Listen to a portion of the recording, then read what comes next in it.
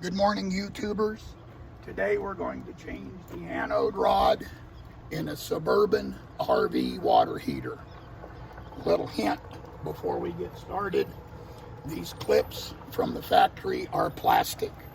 The plastic gets old and brittle and tends to break. Unfortunately, when they break is while you're driving down the highway and you can lose this door. Now on to changing the anode rod.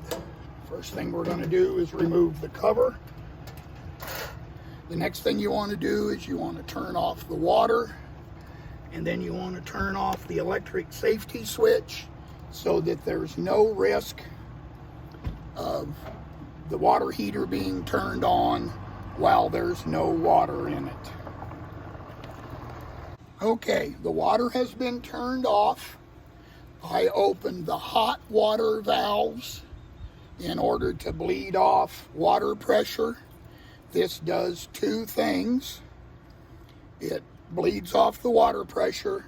The other thing it does is it opens up the hot water line to help the water heater drain more quickly.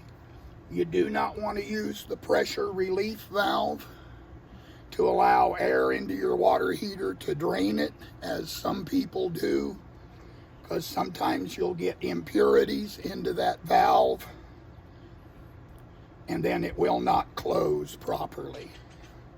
To remove the anode rod, you're going to need a wrench that's 1 1/16" and actually loosen the anode rod.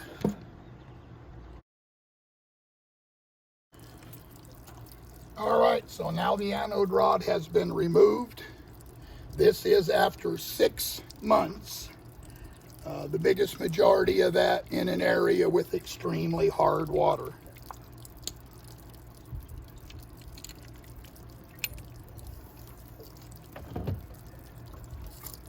We'll let the water heater drain, and then we will flush it out. Now that the water heater has drained, we want to flush out any minerals, any leftover pieces of the anode rod, or anything that may have been left inside the water heater before we install the new anode rod.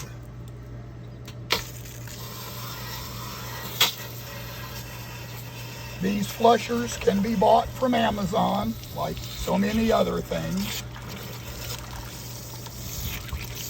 You can see all the creepy crud that's coming out of this water heater. We want to get as much of this out as we possibly can to help extend the life of our water heater.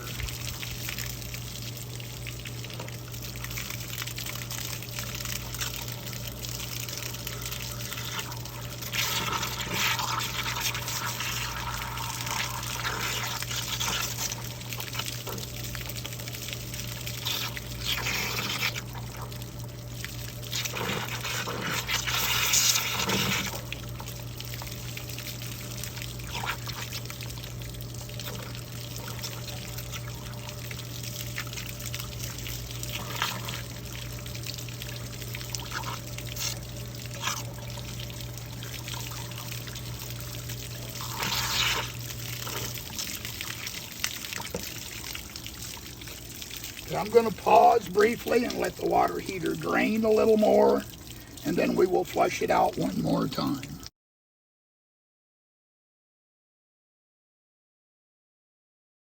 Just by way of clarification, you'll notice that I had water while flushing out the water heater, even though I've turned off water to the camper. The way that's done is with an Y adapter just like this. One side of the Y goes to the camper, the other side goes to a second hose, which normally I use for flushing my black tank, but in this case I also use it for flushing the water heater. We are now ready to install the new anode rod. It does look a bit different than the one we removed. I have wrapped Teflon tape around the threads because this is a pipe thread and we want to be sure we don't have any leaks. You do not want to over tighten this, but we do want to make sure that it's snug.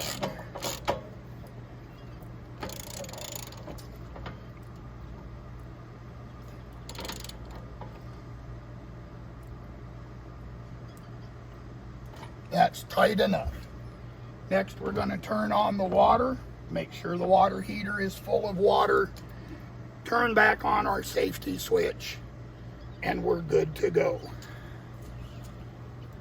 Once you've turned on the water, in order to make sure that your water heater has water in it before you turn the safety switch on, leave one of your hot water faucets open inside the camper until all the air has come out of it and you have water running out of the faucet.